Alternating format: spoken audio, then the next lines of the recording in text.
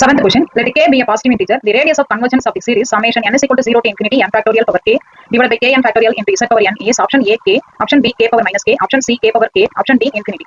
இந்த கொஸ்டின் பாத்தீங்கன்னா December 2014 CSIR எக்ஸாம்ல கேட்டிருக்காங்க. இந்த கொஸ்டின்ல என்ன ஐடியானாக்க இந்த கொடுத்த சீரிஸ்க்கு நம்ம என்ன கண்டுபிடிக்க போறோம் அப்படின்னா ரேடியஸ் ஆஃப் கன்வர்ஜென்ஸ் கண்டுபிடிக்கணும். நான் ஏற்கனவே போன வீடியோல கூட சொல்லியிருக்கேன். ரேடியஸ் ஆஃப் கன்வர்ஜென்ஸ் அப்படின்றது reciprocal of the limit. Reciprocal of the limit value. லிமிட்ன்றது என்ன அர்த்தம் அப்படின்னா limit n tends to infinity n + 1th term divided by nth term வரணும். சோ இந்த இதான் நமக்கு லிமிட். லிமிட்டோட ரெசிப்ரோக்கல் தான் நம்ம என்ன சொல்லுவோம் ரேடியஸ் ஆஃப் கன்வர்ஜென்ஸ் அப்படின்னு சொல்லுவோம்.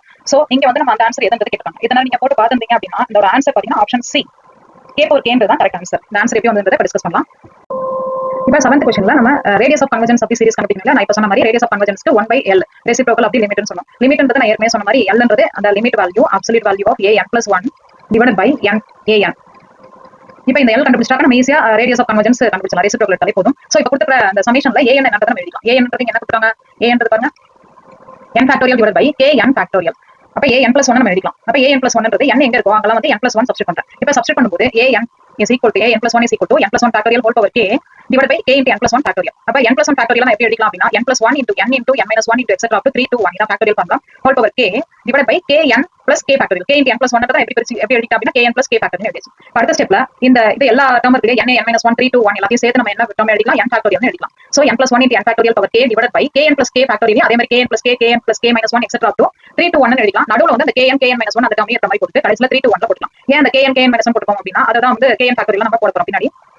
சோ இப்போ வந்து நம்ம அந்த ரேஷியோ எடுக்கலாம். ரேஷியோ வந்து நமக்கு என்ன கொடுத்தாங்க? an + 1 divided by an. இப்போ an + 1 divided by an க்கு நமக்கு n + 1 factorial power k divided by k into n + 1 factorial divided by n க்கு n factorial divided by k n factorial நம்ம எப்படி எழுதிக்கலாம்? அப்ப மேல போய் k n factorial கீழ வந்து n factorial power k ன்னு எழுதிக்கலாம். இப்போ நம்ம இந்த இதெல்லாம் நம்ம சப்ஸ்டிட்யூட் பண்ணோம் அப்படினா இதெல்லாம் நம்ம இங்க சப்ஸ்டிட்யூட் பண்றோம் அப்படினா we get n + 1 power k into k n factorial divided by k n plus k factorial வரும். திருப்பி k n factorial நம்ம இந்த மாதிரி எக்ஸ்பாண்ட் பண்றோம் அப்படினா கடைசில என்ன போட்டுக்கோம்? நம்ம k n factorial போட்டுப்போம். அப்ப மேல ஒரு k n factorial ஏற்கனவே இருக்கு. அது ரெண்டும் நமக்கு கேன்சல் ஆயிடும். இப்போ மீதி இருக்கிற டேர்ம் பாருங்க நமக்கு எப்படி வரும்? n + 1 power k divided by k n plus k k n plus k minus 1 etc up to k n plus k minus k minus 1 ன்றது k k கேன்சல் ஆயிட்டு எத்தனை டேர்ம் நமக்கு k n plus 1 நமக்கு தெரியும். So k n plus 1. இப்போ நமக்கு எல்லாத்துலயும் n வந்து நம்ம காமனா எடுத்துறோம். அப்ப n காமனா எடுக்கும்போது நமக்கு மேல வந்து n காமனா எடுக்கும்போது எத்தனை டைம்ஸ் வரும்? நமக்கு k டைம்ஸ் வரும்.